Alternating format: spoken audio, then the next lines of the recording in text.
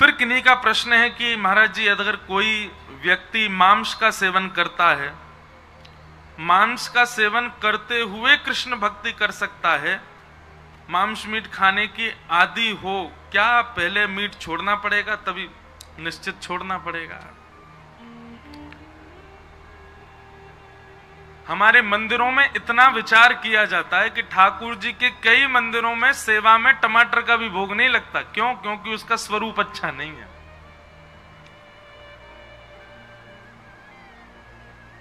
हमारे वल्लभ कुल संप्रदाय में सारे राग गाए जाते हैं, पर वल्लभ कुल में दरबारी राग नहीं गाया जाता। क्यों? क्योंकि दरबारी राग राजाओं के यहां गाया जाता था, दरबारों में गाया जाता है। इतना सूक्ष्म विचार करते हैं ठाकुर जी के प्रस्तुति में, सेवा में, भोग में, सामग्री में, सब चीज में इतना भाव रखा जाता है, तो फिर मानव शुद्ध क्यों ना हो? अरे कोई मांस भक्षण करता है तो निश्चित है उसके चित्त में कहीं ना कहीं क्रूर स्वभाव विद्यमान है, और क्रूर स्वभाव राक्षस का होता है, और राक्षस कभी ठाकुर जी को प्राप्त नहीं कर सकते। और एक बात हमारी बहुत ध्यान से सुनिए, किसी को पाने के लिए कुछ त्यागना पड़ता है। प्रेम का यह स्वरूप है। सर्वगुण संपन्न होकर के और सारी व्यवस्थाओं में रह करके अगर आप किसी को पाना चाह रहे हो तो वो प्रेम नहीं है। प्रेम में तो कुछ ना कुछ त्याग किया जाता है, तभी मिलता है। मैं कथाओं में कहा करता हूं कि जब ब्याह होता है तो पति अपनी पत्नी के अनुसार कई त्याग करता है जीवन में, कि भाई उसको ये प्रिय नहीं तो मैं ऐसा ना करूं। पत्नी अपने पति के लिए त्याग करती है, और पति पत्नी एक दूसरे के लिए ना भी करें तो पति पत्नी अपने बच्चों के लिए त्याग करते हैं, बच्चे माता पिता के लिए त्याग करते हैं। मांस तो बहुत ऊंची कोटि की बात हो गई, यहां तो प्याज लहसुन तक का त्याग कर देते हैं। अरे हमारे यहां तो शास्त्रों में इतना भी वर्णन है कि ठाकुर जी को भोग लगाने के बाद जब आप पाओ और आपको तब अनुभव हो कि भाई सब्जी में तो नमक ही कम रह गया और दाल में तो मिर्च ज्यादा पड़ गई, तो उसके बाद यदि आप सुधार कर रहे हो तो भी अपराध माना जाएगा। ठाकुर जी ने जैसो पायो वैसे ही पाओ, उसको सुधारो नहीं। उसमें ऊपर से नमक नींबू, अब लोग चटपने के लिए सब करते हैं, पर ठाकुर जी को जैसी वस्तु धराई गई वैसी स्वीकार। और रही बात ये जो जिनका भी ये प्रश्न है, भगवान करे कि कम से कम ये ब्रजवासी तो नहीं हो जो ये मांस खा रहे हैं। नहीं, प्रश्न करने वाले तो ब्रजवासी लग रहे हैं, क्योंकि उन्होंने ऊपर ही लिखा महाराज जी श्री राधे श्री हरिवंश, तो वो तो अच्छे ही होंगे। पर जिनके लिए भी ये प्रश्न कर रहे हैं वो निश्चित है कि भगवान करे कि वो ब्रजवासी ना हो, क्योंकि ब्रजवासी होते हुए अगर मांस भक्षण कर रहे हैं तो ये तो बहुत बड़े दुर्भाग्य की बात है।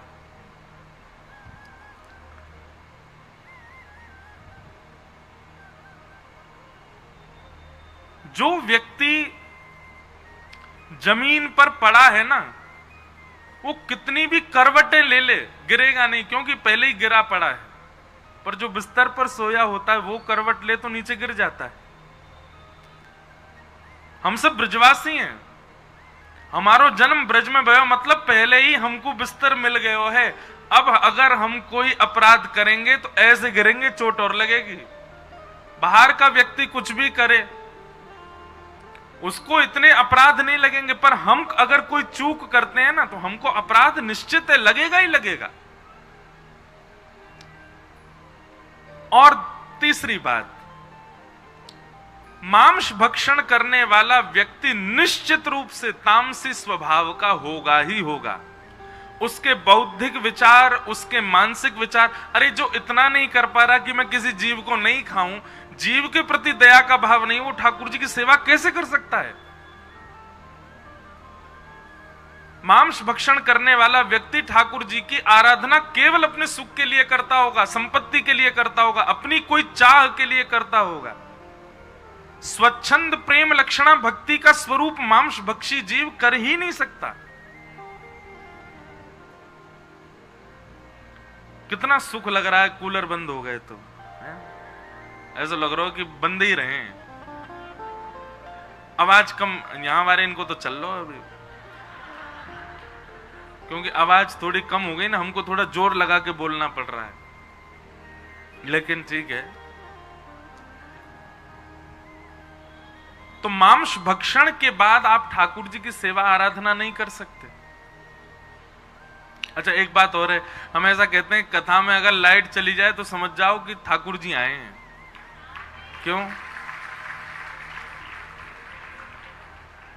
ठाकुर जी को तेज इतनो है कि ठाकुर जी के तेज को ये सहन नहीं कर पाए, हमारे बंद है गए। तो कहीं ना कहीं कुछ ना कुछ, ठाकुर जी नहीं तो कोई सखी आई होंगी, कोई वृंदावन के कोई आचार्य आए होंगे, कोई तो आए हैं, तभी ये जो फ्लक्चुएशन हो, कभी लाइट कट जाए, कभी कुछ हो जाए। तो हम तो कथा में यही मानते हैं कि ठाकुर जी कोई निधि आई कथा में। तो मांस भक्षण करने वाला व्यक्ति, और उसमें भी आपने कहा कृष्ण भक्ति तो बिल्कुल ही नहीं कर पाएगा। वो पूजा कर सकता है, भक्ति नहीं कर पाएगा। उसका स्वभाव, उसका स्वरूप, और ऐसी कैसी कृष्ण भक्ति कर रहा है कि कृष्ण भक्ति करने के बाद भी उसके चित्त से मांस सेवन की इच्छा ना नष्ट हो। अरे महाराज, कृष्ण भक्ति तो ऐसी है कि वो पहनना ओढ़ना भी छुड़वा देती है। कृष्ण भक्ति तो ऐसी है, रातों की नींद उड़ा देती है। कृष्ण भक्ति तो ऐसी है कि जीव के चटोरेपन, नेत्रों के दर्शन, कानों के सुंदर संगीत सुनने की इच्छा, ये सब धीरे धीरे सम होती चली जाती है। कृष्ण भक्ति हमारे जीवन में आई है, इसका प्रमाण क्या है? आप अंतर्मुखी होते चले जाओगे। बाहरी संसार की योजनाएं, बाहरी संसार की वस्तुओं में ज्यादा मन नहीं लगेगा आपका। मांस भक्षण तो राम राम राम, ये तो बहुत दूर की बात है। ये कैसे हो सकता है? इसलिए अगर कोई ऐसे व्यक्ति हैं जो मांस भक्षण करते हैं और ठाकुर जी की आराधना करना चाहते हैं, उनसे कहो सबसे पहले तो तामसी वस्तु का त्याग करें, ठाकुर जी को स्वीकार नहीं है। अब कथाएं भी आती हैं, कई सदन कसाई की कथा आती है। एक भक्त की और मैं कथा सुनाया करता हूं, वो भी मांस भक्षी तो था, पर गुरु कृपा से, संत जनों की कृपा से, वैष्णवों की कृपा से कृष्ण मिल गए। पर जब कृष्ण मिले, जब भक्ति में आए तो सब छोड़ दिया, सब त्याग दिया। कथा के बीच में क्रम बनेगा तो मैं सुनाऊंगा उनकी कथा। मांस छोड़ना जरूरी है, बहुत ज्यादा जरूरी है। तामसी वस्तु, देखो प्याज लहसुन खाने से तो फिर भी पाप कम लगता नहीं है वैसे तो, लेकिन मांस खाने से तो पाप ही लग जाता है। आपने किसी जीव को खा लिया, कैसे स्वीकार्य हो जाएगी ये बात? तो इसलिए कम से कम कृष्ण भक्ति का चित्त में यदि भावना उत्पन्न हो रही है कि हम कृष्ण भक्त बने, तो मांस तो त्यागना पड़ेगा और धीरे धीरे तामसी हर वस्तु का त्याग करना पड़ेगा। फिर अगला प्रश्न किन्हीं का है। कल आपने कथा में कहा था कि भागवत जी का अशुद्ध उच्चारण ठाकुर जी को कष्ट देता है। तो हमको संस्कृत नहीं आती तो हम क्या भागवत जी नहीं पढ़ सकते? तत्श्रृण्वन प्रपठन विचारण परो भक्त्या विमुच्चेन नरः। बहुत ध्यान से सुनिएगा। जिनको संस्कृत का बोध नहीं है उनके लिए कथा में दो आज्ञा, सुनो, तीन आज्ञा, सुनो, विचार करो और हिंदी अनुवादित जो भागवत जी हैं जिसमें हिंदी अर्थ है उसको पढ़ो। उसको आप पढ़ सकते हैं, पर संस्कृत श्लोक का उच्चारण करो तो फिर तो गुरुमुख होकर के, गुरुजनों से आज्ञा लेकर के शुद्ध ही करो।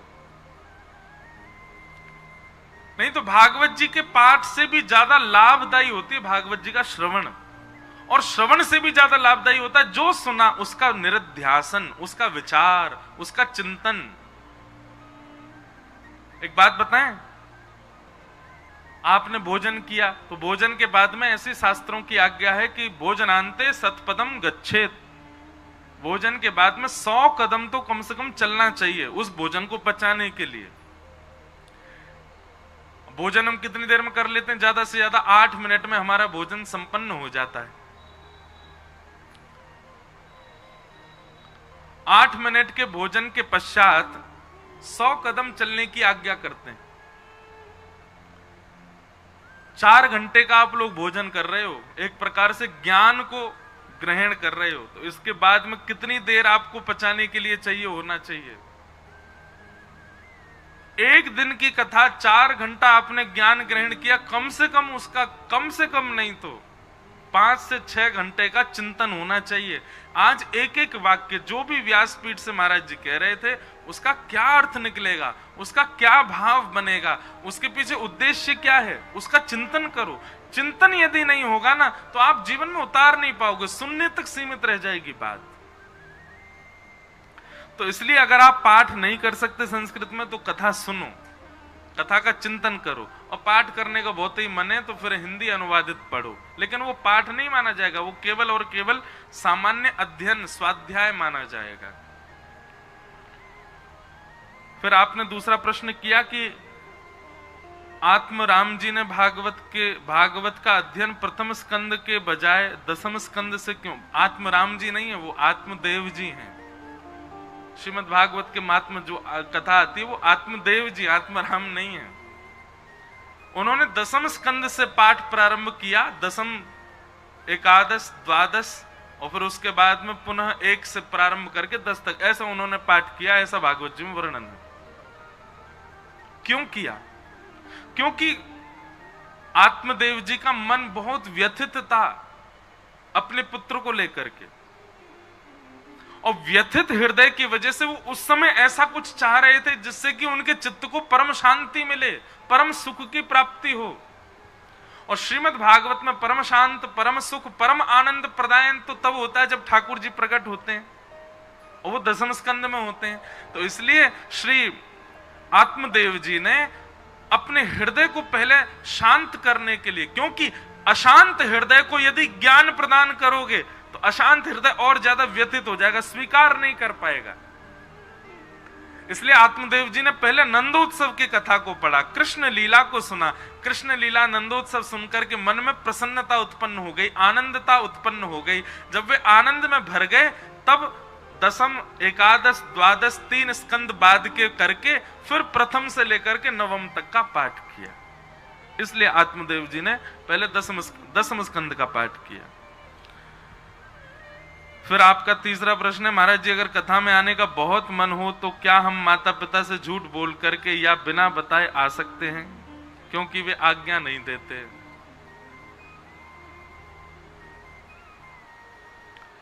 झूठ बोल करके पीने जाओ उससे अच्छा तो झूठ बोल के कथा सुनने आ जाओ। झूठ बोल करके खाने जाओ, झूठ बोल करके डोलवे जाओ, उससे अच्छा तो कथा में आ जाओ। अच्छा एक बात बताएं, भक्त को कैसा होना चाहिए? जैसा एक व्यसनी व्यक्ति व्यसन के लिए होता है ना, ऐसा ही भक्त को ठाकुर जी के लिए होना चाहिए। व्यसनी व्यक्ति केवल बहाने ढूंढता है व्यसन भोगने के। किसी को पीने में बहुत सुख मिलता है तो वो बस बहाने ही ढूंढेगा कि कैसे भी पीऊं, दुखी हूं तो पीऊं, सुखी हूं तो पीऊं, शादी है तो पीऊं, बेचारा एक मित्र बेचारा पधार गया तो पीऊं, हार गया तो पीऊं, जीत गया तो पीऊं। ऐसे ही मानव को भी होना चाहिए, व्यसन की तरह भक्ति करे, चाहे कुछ हो जाए, कैसे भी भक्ति करें, लेकिन प्रयास करो धीरे धीरे। माता पिता रीझ हैं, अरे कुछ गलत थोड़ी कर रहे हो आप। लेकिन आजकल मैं तो इतने युवा बालकों से मिलता हूं, मुझे इतनी चिंता होती है कभी कभी कि भैया हमारी कथा से इतने सारे युवा भक्ति मार्ग में आ तो रहे, पर अब माता पिता बड़े चिंतित हैं उनके। कई जगह जाता हूं, लगभग हर कथा में एक माता पिता की शिकायत होती, महाराज जी आप थोड़ी कथा ना ज्यादा भक्ति भाव वाली मत किया करो, क्यों हमारे बच्चे ऐसे हो गए, पूर्ण भक्त हो गए, और इनसे कहो ये ज्यादा ही भक्ति में आ गए। मैंने कहा अरे शुक्र मनाओ, पी करके कहीं पड़े तो नहीं, शुक्र मनाओ, कुछ गलत खाते तो नहीं है, गलत व्यवहार तो नहीं करते, किसी के साथ छल तो नहीं कर रहे, कपट तो नहीं कर रहे, किसी का बुरा तो नहीं कर रहे, किसी के हक का खा तो नहीं रहे, किसी से झूठ तो नहीं बोल रहे, किसी के हृदय के साथ में खिलवाड़ तो नहीं कर रहे। जिन चीजों से मानव को चिंता होनी चाहिए उसकी चिंता तो नहीं है। इस बात की चिंता है कि ये भक्त हो गए, अब कैसे होगा।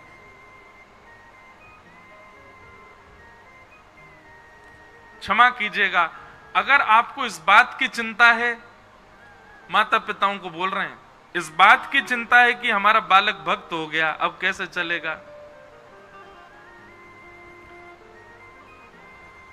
तो निश्चित ही आपके ऊपर कलयुग का बहुत बड़ा प्रभाव है। इसीलिए ऐसी सुगम स्थिति में भी आपको अपने बालक की चिंता कैसे हो सकती है। लोग बात कहते हैं कि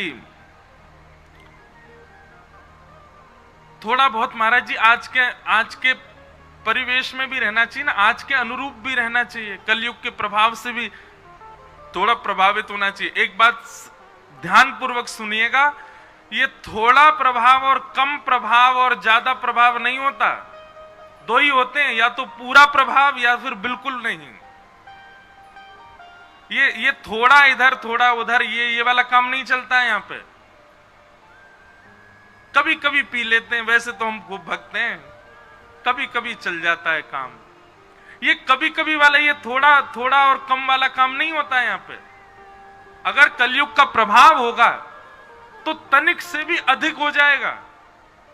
आपने एक जगह भी कलयुग को स्वीकार किया तो पूरा पूरा कलयुग आपके पास आएगा, पूरे परिवार के साथ आएगा। इसलिए यदि कोई वैष्णव भाव में आ रहा है तो आप चिंतित मत होइए। और दूसरी बात हमारी बहुत ध्यान से सुनिएगा, वैष्णव भाव में आप अपनी इच्छा से नहीं आते, बच्चे अपनी इच्छा से नहीं आते, किसी वक्ता के सुनाने से नहीं आते। हम तो हजारों लाखों लोगों को कथा सुना रहे हैं, सभी वैष्णव क्यों नहीं हो रहे? हजारों लोगों में से गिनती के 4 या 5 बालक वैष्णव बन रहे हैं। इसका मतलब क्या है? वो अपनी इच्छा से वैष्णव नहीं बने, मेरी कथा सुन के वैष्णव नहीं बने, आपकी इच्छा से वैष्णव नहीं बने। किशोरी जी चाहती हैं वही वैष्णव बनता है, ठाकुर जी जिसको स्वीकार करते हैं वही वैष्णव मार्ग में आता है। रावण सब जानता था, सारे वेद पुराण सब पता थे उसको, संस्कृतज्ञ था, महादेव का रोज अभिषेक करता था, सब कुछ जानते हुए वैष्णव नहीं बन पाया। और वहीं जटायु जो एक मानव भी नहीं है, एक पक्षी के स्वरूप में है, लेकिन राम जी ने स्वीकार किया, बन गया वैष्णव। ठाकुर जी ने अपने हाथ से उसका अंतिम संस्कार किया। तो ये बात कहीं लिख लीजिए, हम तो खूब कथा में कहते हैं, एक बार भी यदि ठाकुर जी आपको प्रिय लग गए हैं, एक बार भी ठाकुर जी की कथा में 1 मिनट भी आपका मन लग गया है, भगवान का संकीर्तन कोई बढ़िया लग गया है, किसी भी रूप से वृंदावन वासी आपको प्रिय लग गए हैं, ठाकुर जी का प्रसाद प्रिय लग गया है, तो बस ये समझ जाना वो आपको प्रिय नहीं लगा है, उस समय ठाकुर जी को आप प्रिय लग गए हो, आप ठाकुर जी को भा गए हो, इसीलिए आपके चित्त में ऐसा भाव आ रहा है। तो भैया माता पिताओं से हमारी हाथ जोड़ के प्रार्थना, बच्चों की बिगड़े ना इसकी चिंता करो। हमारे बच्चे भक्त बन रहे हैं इसकी चिंता मत करो, कथा सुनने जा रहे हैं इसकी चिंता मत करो। हाँ, बच्चों से भी हमारी प्रार्थना कि कहीं एग्जाम से बचने के लिए कथा में आ रहे हो, अपनी पढ़ाई लिखाई कर्मों से बचने के लिए आ रहे हो, तो भैया नेक थोड़ा सा अपराध है, इसका कोई पाप नहीं लगेगा, लेकिन पहले अपना वो क्रिया जो है उसको पहले पूरी कर लो। तो माता पिता से झूठ बोल के कथा में आ सकते हैं, कोई दिक्कत नहीं, पर प्रयास करना कि धीरे धीरे वो मान जाएं। फिर एक महाराज जी आपसे छोटी सी विनती कि श्री यमुना जी के विषय में थोड़ा वर्णन करें कथा में। निश्चित करेंगे, यमुना जी का जब भाव आएगा तो फिर यमुना जी के बारे में खूब सुंदर व्याख्या करने का प्रयास करेंगे, जो जो हमारे आचार्य चरणों ने वर्णन की है। फिर किन्हीं का प्रश्न है कि भगवान ने अर्जुन को ही अपना सखा क्यों चुना, युधिष्ठिर धर्मराज हैं, भीष्म पितामह ज्ञानी हैं, सूरवीर थे, नकुल सहदेव और बाकी भीम भी सब योग्य थे, पर अर्जुन को ही क्यों चुना? आज बताएंगे कथा में, आज महाभारत का प्रसंग आएगा कथा में, तब इस बात को हम सुनाएंगे कि भगवान ने अर्जुन को ही क्यों स्वीकार किया। अच्छा, एक बात और है कि अर्जुन से भी श्रेष्ठ एक और मित्र है भगवान का, उसका नाम क्या है? उद्धव। अर्जुन के बारे में पूरी दुनिया जानती है कि अर्जुन भगवान का प्रिय मित्र है, पर अर्जुन से भी अति प्रिय ठाकुर जी को उद्धव है। इस विषय में हम आज महाभारत का थोड़ा प्रसंग आएगा, तब चर्चा करेंगे। बोलो वृंदावन बिहारी लाल की जय। कल हम आप सब लोगों ने श्रवण किया कि किस प्रकार सौनक आदि ऋषियों के प्रश्नों के उत्तर में भगवान सूत जी कथा सुना रहे हैं, और सूत जी कथा सुनाते हुए भगवान के अवतारों का वर्णन करते हैं। अवतारों के वर्णन के पश्चात सूत जी ने भागवत जी की रचना कैसे हुई इस विषय को बताया। बहुत ध्यानपूर्वक सुनिएगा सब लोग।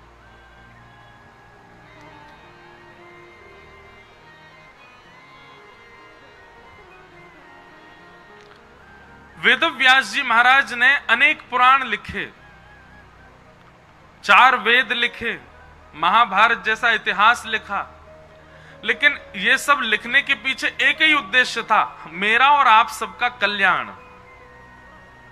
लेकिन इतना लिखने के बाद भी वेदव्यास जी के चित्त को प्रसन्नता नहीं थी कि मैंने जो लिखा है वो उचित है।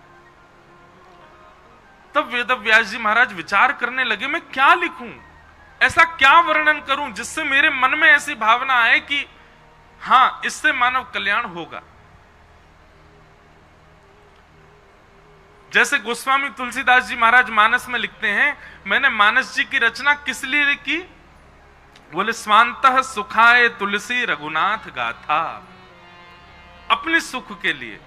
क्योंकि यह बात निश्चित है, जब आप सार्वलौकिक सुख की बात करते हैं उस समय यदि आप अपनी क्रिया से स्वयं प्रसन्न नहीं हो तो सार्वलौकिक प्रसन्नता नहीं हो सकती, सर्वजन्य प्रसन्नता नहीं हो सकती। अब जैसे सामान्य सी बात है, माताएं बहनें यहां बहुत संख्या में बैठी हैं, जब आप प्रसाद बनाते हैं, भोग बनाते हैं घर में, यदि भोग बनाते समय आपका मन प्रसन्न नहीं है, मसाले कितने भी डाल लो, भोग स्वादिष्ट बनेगा नहीं। और यदि प्रसन्न भाव में आप प्रसाद बनाओगी, सामान्य से खिचड़ी बनाओ, केवल नमक नींबू और सामान्य सी खिचड़ी बना दो, कोई ज्यादा मसाले नहीं, लेकिन खूब प्रसन्नता में बनाओ, खूब आनंद में बनाओ, 2 ही चीज होंगी, या तो बहुत अच्छी बनेगी या जल जाएगी। बहुत प्रसन्नता में 2 ही काम होते हैं, या तो बने ही नहीं पाएगी या फिर बहुत बढ़िया बनेगी। वेदव्यास जी महाराज रचनाएं तो कर रहे हैं मानव कल्याण के लिए, लेकिन अपनी रचना से स्वयं ही प्रसन्न नहीं थे। इतने सारे ग्रंथ, कितने ग्रंथ लिखे वेदव्यास जी ने? अनेक हैं, लेकिन कुछ सुनो। 17 उपपुराण, 17 महापुराण, 18 उपपुराण, ऋग्वेद, यजुर्वेद, सामवेद, अथर्ववेद, ये सब लिखते चले गए। महाभारत आदि ग्रंथ सब वेदव्यास जी ने लिखे, लेकिन मन को शांति नहीं थी। तब वहां नारद जी का आगमन हुआ, और नारद जी महाराज भ्रमण करते हुए आए, वेदव्यास जी से पूछा, आप क्यों इतने अशांत बैठे हैं, क्या बात है? तब नारद जी को बताया, देखो कितनी पोथी लिख दी मैंने, मेरा मन शांति ही नहीं हो रहा। जिनको भी अपनी क्रिया से, अपने कर्म से, अपने काम से, अपने स्वभाव से, अपनी दिनचर्या से, अपने जीवन से अशांति का अनुभव हो रहा हो, बहुत ध्यान से सुनना। नारद जी सूत्र बता रहे हैं। इतना सब कुछ लिख दिया फिर भी मेरा मन अशांत है। नारद जी महाराज बोले, क्षमा करना व्यास जी, आप बहुत विद्वान हैं, आपने जितने भी ग्रंथ लिखे उन ग्रंथों में सब कुछ वर्णन किया है, पर एक चीज की कमी है। क्या? बोले जैसे हलवाई बढ़िया कोई लड्डू बनावे, कोई खीर बनावे, दूध डाल दे, चावल डाल दे, उसमें केसर डाल दे, थोड़ी पीस करके इलायची डाल दे और सुगंधी के लिए गुलाब जल डाल दे, सब कुछ मिला दे, लेकिन शक्कर ना डाले तो मिठाई का कितना भी रूप सुंदर बना हो, नवरत्न डाल दिए हो, लेकिन शक्कर ना डाले तो वो मिठाई किस काम की। ऐसे ही सब्जी बन जाए लेकिन नमक ना डालें तो लवण बिना बहु व्यंजन जैसे, भक्तिहीन नर सोह ही कैसे। बिना नमक के सब्जी का स्वाद नहीं होता, बिना शक्कर के मिठाई का स्वाद नहीं होता, वो मिठाई कहलाएगी नहीं फिर। ठीक वैसे ही वेद व्यास जी, आपने जितने भी ग्रंथ लिखे ना, सब में ज्ञान है, वैराग्य है, सब कूट कूट करके भरा है, पर एक वस्तु नहीं है। क्या? प्रेम। आपने प्रेम का वर्णन नहीं किया, क्योंकि आपके ग्रंथों को जब हम पढ़ते, बहुत ध्यान से सुनिएगा सब लोग, इधर देखो, नारद जी महाराज कह रहे हैं आपके ग्रंथों को पढ़ने के बाद, आपके द्वारा लिखे गए भावों को सुनने के बाद भगवान के प्रति श्रद्धा होती है, भगवान के प्रति विश्वास होता है, भगवान की पूजा का मन होता है, आराधना का मन होता है, व्रत का मन होता है, पर आपके किसी भी ग्रंथ को पढ़ने के बाद ठाकुर जी से प्रेम नहीं होता। वो भगवान लगते हैं, वो परमात्मा लगते हैं, वो अपने नहीं लगते किसी भी ग्रंथ को देखने के बाद में। इसलिए प्रेम को प्रकट नहीं किया, आपका मन इसीलिए अशांत है। व्यास जी, यदि आप चाहते हैं कि आपके चित्त को शांति मिले, ठौर मिले, तो ऐसी कोई रचना करो जिसको सुनने के बाद, जिसको पढ़ने के बाद, जिसके अध्ययन के बाद सुनने पढ़ने वाला व्यक्ति, बोलने वाला व्यक्ति भगवान को भगवान ना मान करके, परमात्मा को परमात्मा ना मान करके अपना कोई माने, ये मेरे हैं, उनके प्रति प्रेम प्रकट करे। चार पुरुषार्थ होते हैं, धर्म, अर्थ, काम और मोक्ष।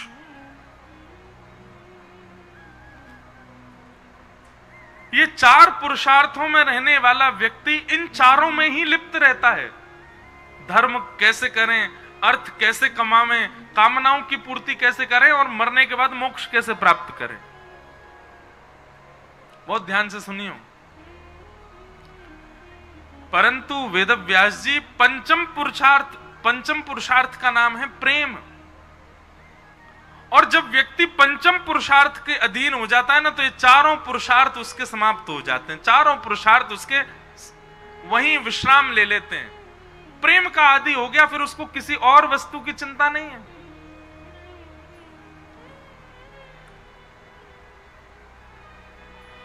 मीराबाई प्रेम की अधिकारी हो गई, और जब प्रेम के मार्ग में इतनी आगे बढ़ गई, तो उनके लिए फिर कोई नियम नहीं, उनके लिए कोई धर्म नहीं, उनके लिए कोई शास्त्र नहीं, उनके लिए किसी भी प्रकार का कोई आज्ञा नहीं थी। वो सब चीज से परे हो गई।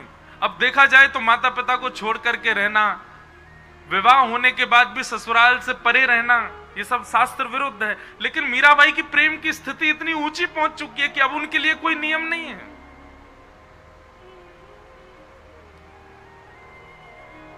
कभी कभी मैं अपनी कथा में सुनाया करता हूं, मीराबाई जैसी एक भक्ता और हुई, करमेती बाई। करमेती बाई तो उसी दिन घर छोड़ के चली गई जिस दिन बारात आ गई थी सामने, दुल्हा चढ़ के आया घोड़ी पे।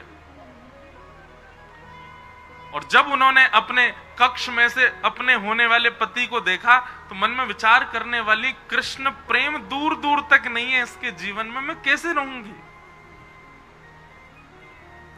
उसी समय घर परिवार छोड़ करके चली गई।